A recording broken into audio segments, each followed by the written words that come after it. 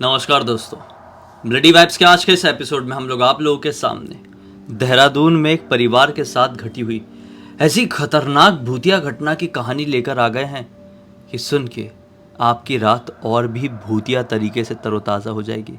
इसलिए आइए बिना देरी किए डायरेक्टली जिया की ज़ुबानी जानते हैं क्या घटा था उस परिवार के साथ कि आज का एपिसोड बन रहा है। ये जो घटना घटी थी ना, देहरादून में रहने वाली इस फैमिली के साथ घटी थी आज से 8 साल पहले। आज से 8 साल पहले क्या था, उनकी ज़िंदगी आराम से देहरादून में बहुत ही अच्छे से निकल रही थी। अच्छा खासा सिटी में रहा करते थे। उनकी ज़िंदगी में सब कुछ बहुत बढ़िया, बहुत मस्त चल रहा था। ये फैमिली में कौन से लोग थे, मैं सबसे पहले बता देती हूँ। दीपक, जिसने स्टोरी लिख के भेजा है, उसके मम्मी पापा और उसका एक भाई प्रेम, ये 4 लोग साथ में ही रहा करते थे। और वहाँ पे ये लोग एक रेंटेड हाउस में रहा करते थे।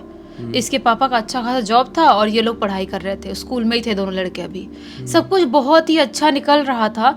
लेकिन एक टाइम ऐसा आता है कि इसके दीपक के पापा क्या बोलते हैं कि यहाँ पे ना रेंट बहुत ज़्यादा जा रहा है और जो मैं जहाँ पे काम करने जाता हूँ वो जगह भी यहाँ से बहुत ज़्यादा दूर है, तो क्यों ना हम उसके आसपास कहीं कोई घर ले ले, रेंट पे ले ले या तो खरीद ले। पैसे तो अपने पास हैं उतने, तो इससे अच्छा खरीद लेते हैं। तो वो घर के बारे में पता लगाना चालू कर देते हैं कि कोई अच्छा घर मिले और वहाँ पे हम खरीद के शिफ्ट हो जाए। वो ना देहरादून के एक छोटे से टाउन की तरफ घर देख रहे थे। उनको बहुत ढूंढने ढांडने के बाद भी समझ में नहीं आता है, कोई घर उनको अच्छा नहीं लग रहा है। जो अच्छा लग रहा है उसका बजट ज़्यादा है, कुछ भी ऐसा एक मुद्दे पे नहीं पहुँच रहे थे। तभी एक ब्रोकर उनको एक घर के पास लेके जाता है। जो घर 1-2 ही घर टाइप बचा हुआ था, 1-2 रूम, और बाकी वो टूट फूट गया था। बुरी तरह से डैमेज जगह थी वो। तो ये बोलते ये घर, इस घर में थोड़ी रहेंगे हम लोग। तो वो ब्रोकर क्या बोलता है कि आप इस घर में मत रहो, आप ये ज़मीन को खरीद लो।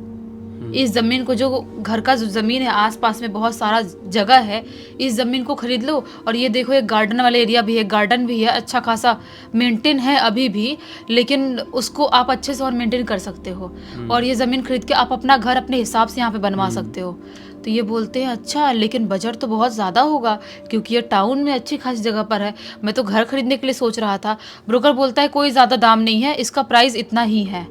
ऐसा बताता है, कुछ एक फिक्स्ड अमाउंट बताता है। वो अमाउंट से ये सेटिस्फाई थे, मतलब बहुत ज़्यादा खुश होते हैं अमाउंट सुन के कि इतने प्राइस में हमको इतना अच्छा खासा बड़ा ज़मीन मिल रहा है। तो ये देख के खुश होते हैं बहुत। बोलते हैं हाँ ठीक है, अपने घर पे बात कर लेता हूँ। दीपक के मम्मी से बात करते हैं। वो बोलती हैं कि ज़मीन सही तो होगा ना, इतने कम प्राइस में मिल रहा है। आप बता रहे हो वहाँ पे घर भी महंगे है, ज़मीन भी महंगी है, तो फिर आपको ये इतना सस्ता कैसे मिल रहा है। वो बोलते हैं कि कोई नहीं, ऐसा है ना कि वहाँ पर कोई रहता नहीं है। जो फैमिली रहते थे वो शायद बहुत टाइम पहले ऑफ हो गए हैं या तो कहीं चले गए, ऐसा कुछ सीन है। और उनके रिश्तेदार ये ज़मीन बेच रहे हैं, तो उनके हिसाब से जितना बजट लग रहा है वो बेच रहे हैं ऐसे में, तो ले लेते हैं अपन। दीपक की मम्मी बोलती है अच्छा आपको ठीक लग रहा है तो ठीक है, आप ले लो। वो ज़मीन खरीद लेते हैं और वहाँ पर अपना घर बनाने का काम लगवा देते हैं। सब कुछ करते करते अच्छा खासा 2-3 महीने के अंदर, ज़्यादा वर्कर लोग को रख के काम एकदम तेज़ी से फास्ट करवा के 2-3 महीने के अंदर इनका बहुत ही सुंदर सा बंगलो टाइप का घर रेडी हो जाता है। बहुत ही सुंदर सा। अब ये लोग खुश होते हैं और सोचते हैं कि फाइनली अब अपने सुंदर से बड़े घर में जाएंगे। वो रेंट वाला घर छोड़ के यहाँ पर अपने नए घर में आ जाते हैं पूरा सामान लेके। और यहाँ पर एक छोटा सा, बहुत बड़ा नहीं, छोटा सा पूजा रखते हैं। एक पंडित जी को बुला के बहुत ही छोटी सी पूजा रखे थे। वो पूजा करके उस घर में रहना स्टार्ट कर देते हैं। 2 दिन तो उनके घर में बिल्कुल ही नॉर्मल, बहुत ही खुशी खुशी अच्छे से जाता है। क्योंकि पहले दिन इतने ज़्यादा थक गए थे पूजा पाठ में, बाकी चीज़ों में, कि बहुत सारी चीज़ों का ध्यान नहीं देते हैं। दूसरे दिन जो चीज़ें थी उसको सजावट करने में और सामान जगह पे रखने में, ये सारी चीज़ों में जुट गए थे। लेकिन तीसरे दिन से इनकी ज़िंदगी पूरी तरह से चेंज होने लगती है। जो दीपक का भाई प्रेम था ना, एक दिन अचानक से रात में चीख के उठता है, बहुत ज़ोर से चीख के उठता है। जब दीपक उसके पास जाता है, उसके मम्मी पापा भागते हुए आते हैं, क्यों चीखा था, उसके पास जाते हैं तो क्या बताता है कि मम्मी मम्मी मम्मी पापा पापा यहाँ पर मेरे मेरे मेरे पेट पे कोई औरत बैठी हुई थी और वो बहुत ही ज़्यादा खौफनाक दिखाई दे रही थी। मुझे देख के बहुत ही ज़ोर ज़ोर से हंस रही थी और बोल रही थी कि मैं तुम्हारे पूरे ख़ानदान को ख़त्म कर दूंगी, तुम दोनों को पहले ख़त्म करूंगी, उसके बाद तुम्हारे मम्मी पापा को ख़त्म करूंगी और जो कोई भी यहाँ पर रहने आएगा उन सबको ख़त्म करके रख दूंगी। ऐसा वो औरत बोल रही चिल्ला चिल्ला के। मैं जैसे तैसे करके मैं उस भगवान का नाम लेके उससे पीछा छुड़ा पाया हूँ। मैं उसको धक्का मारा हूँ और वो पता नहीं कहाँ गायब हो गई। आप लोग आते से ही मुझे समझ में नहीं आ रहा। वो बहुत ही ज़्यादा भयानक दिखाई दे रही थी। मम्मी पापा बोलते हैं बेटा तुझे खराब सपना आया होगा, क्योंकि नई जगह है ना, ये बिल्कुल नई जगह है, बिल्कुल नया घर है, तो पुराने घर को भूल नहीं पाया होगा क्योंकि तू बहुत कनेक्टेड था उस घर से। तो हो सकता है तेरा वहम होगा, ऐसा कुछ नहीं होता है। बहुत समझाने की कोशिश भी करता है प्रेम, लेकिन घर वाले नहीं समझते हैं। उसके बाद से डेली रात में उसको ऐसी चीख के उठ रहा है और ऐसी कुछ ना कुछ अजीबोगरीब बातें बता रहा है। रोज रात में चीख के उठता है, बताता है आज ये हुआ था, आज वो औरत ऐसा करने की कोशिश कर रही थी, आज मुझे मारी है, ये देखो मारने के निशान भी दिखते थे। बोलती है कि तुम्हारे पूरे खानदान को ख़त्म कर दूंगी, मम्मी पापा हमको ये घर छोड़ देना चाहिए वरना वो औरत हमको मार डालेगी, ऐसा सब बोल रहा है। लेकिन घर वाले बिल्कुल भी नहीं सुन रहे हैं। कुछ टाइम तक ये लोग सारी चीज़ें सफ़र करते करते इसका प्रेम का बहुत टाइम हो जाता है, 1-1.5 महीने का टाइम हो जाता है। अचानक से एक दिन जो दीपक की मम्मी है ना, वो दुनिया छोड़ देती है अचानक से, पता ही नहीं चलता है। बिल्कुल ठीक थी, कोई प्रॉब्लम नहीं थी, कोई दिक्कत नहीं थी, अचानक से दुनिया छोड़ देती है। सब सदमे में, एक अलग से सदमे में पहुंच जाते हैं कि ऐसा क्या हुआ जो हमको पता नहीं चल रहा है और उनके साथ इतना कुछ बड़ा हो गया। रो रो के बच्चों की हालत ख़राब, दीपक के पापा भी डिप्रेशन में चले गए, पूरी फैमिली एक तरह से देखा जाए तो बर्बाद हो गई। लेकिन फिर भी अब अपनी लाइफ को जैसे तैसे करके कंटिन्यू करने की कोशिश करते हैं। वापस अपनी ज़िंदगी में दोनों स्कूल जा रहे हैं, आ रहे हैं। लेकिन एक वक्त ऐसा आता है कि प्रेम को जो चीज़ें दिखाई दे रही थी ना, वो दिखाई देनी पूरी तरह से बंद हो जाती है। उसकी मम्मी ख़त्म होने के बाद से उसे कुछ भी चीज़ें दिखाई नहीं दे रही थी। इसके पापा को लगा था कि अब शायद ठीक हो गया है, ये जो भी चीज़ें हो, सदमा लगा है या मम्मी के जाने का गम है जिसकी वजह से भूल गया है, इसलिए वो सब चीज़ें वो याद नहीं कर रहा है। चलो अच्छी बात है, सब लोग एकदम शांत और रिलैक्स रहने लगे थे। लेकिन एक दिन अचानक से रात के टाइम में जो दीपक है ना, अपने घर में बहुत ज़ोर ज़ोर से चिल्लाते हुए भागना स्टार्ट कर देता है। क्यों? बहुत ही ज़ोर ज़ोर से। जो प्रेम है वो भी उठ जाता है, उसके पापा भी भागते भागते आते, बोलते क्या हुआ, क्या वो भाग क्यों रहा है। वो भाग रहा है, अपने पापा को भी पीछे छुड़ाने की कोशिश कर रहा है, अपने भाई से पीछे छुड़ाने की कोशिश कर रहा है। जैसा कि वो हाइपर और पागल हो गया है, ऐसी हरकत कर रहा है, बिल्कुल जैसे इंसान होते ना वैसी हरकत कर रहा है। इधर भाग रहा है, उधर भाग रहा है, एकदम ही ज़्यादा परेशान हो गया है। पापा उसको शांत करते हैं, पानी फेंकते हैं मुँह पे, बोलते क्या हुआ क्या हुआ। वो बिल्कुल एक बेहोश सा हो जाता है, बेहोश होता है। और उसके थोड़ी देर बाद, मतलब आधे घंटे बाद, उसकी आँख खुलती है। जब उसकी आँख खुलती है, उसके पापा पूछते हैं और बाकी सब लोग पूछते हैं कि क्या दिक्कत है। उसके भाई पूछता है कि क्यों ऐसा कर रहा था।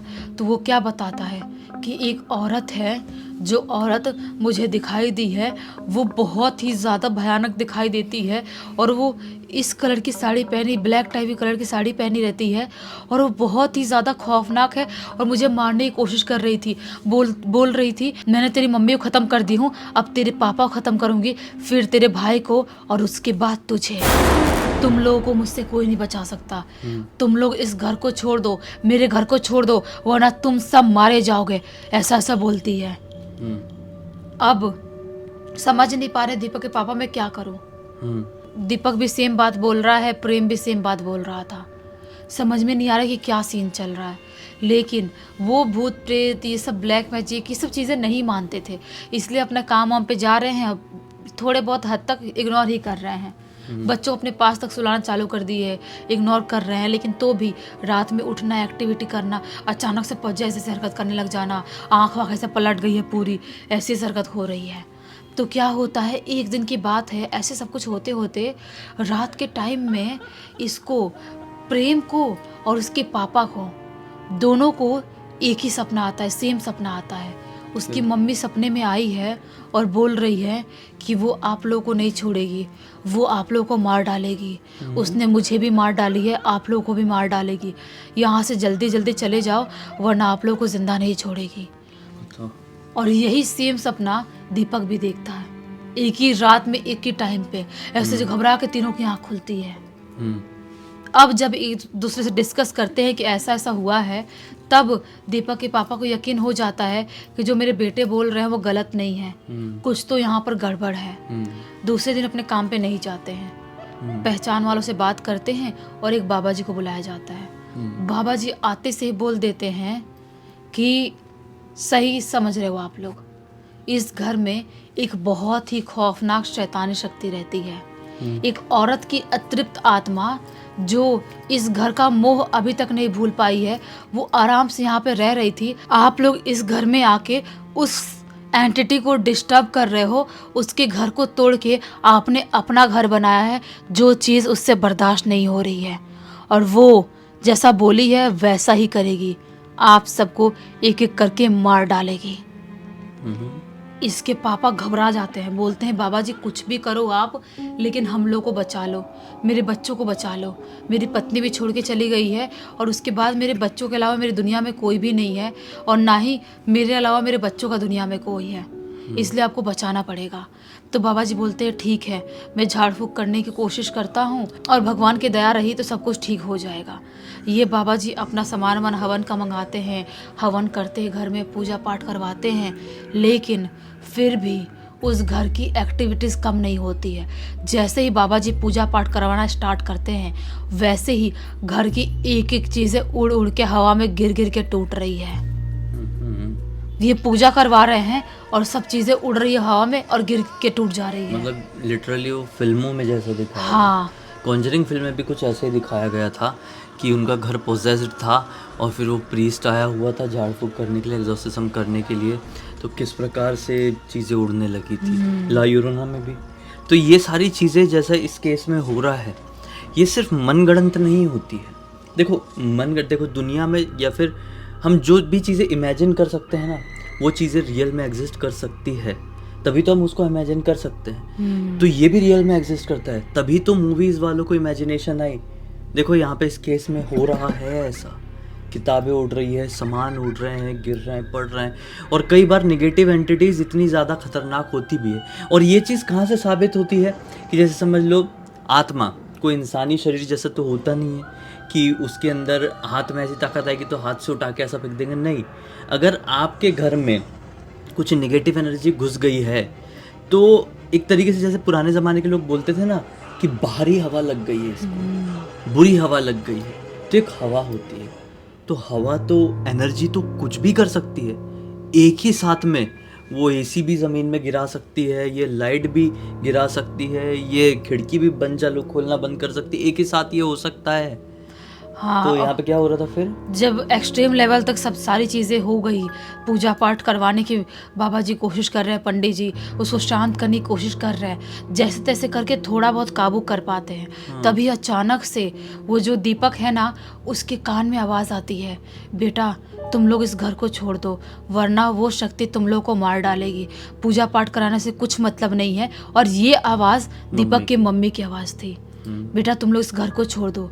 ये चीज़ जब पंडित जी से बताता है दीपक, पंडित जी बोलते हैं कि बिल्कुल सही बोल रहा है आपका जो बेटा ये दीपक है, इसका जन्म एक ऐसे नक्षत्र में हुआ है, एक ऐसे टाइम में हुआ है, जो बच्चे उस टाइम पे पैदा होते हैं वो ऐसी शक्तियों को बहुत नज़दीक से महसूस कर सकते हैं, ऐसी शक्तियों की बात सुन सकते हैं, जिन्हें इंग्लिश में साइकिक कहा जाता है। हाँ, तो इसीलिए आपका बच्चा समझ पा रहा है, आपका बच्चा एक अलग लेवल का स्पेशल बच्चा है। तो ऐसा बताते हैं, पंडित जी बोलते हैं कि सही बोल रहा है वो, मैं पूजा पाठ तो करा रहा हूँ लेकिन आप लोग इस घर को छोड़ दो तो ही ज़्यादा अच्छा रहेगा। ये लोग उस घर को छोड़ देते हैं, ये लोग उस घर को छोड़ते हैं और दूसरी जगह रेंट पे रहना चालू कर देते हैं।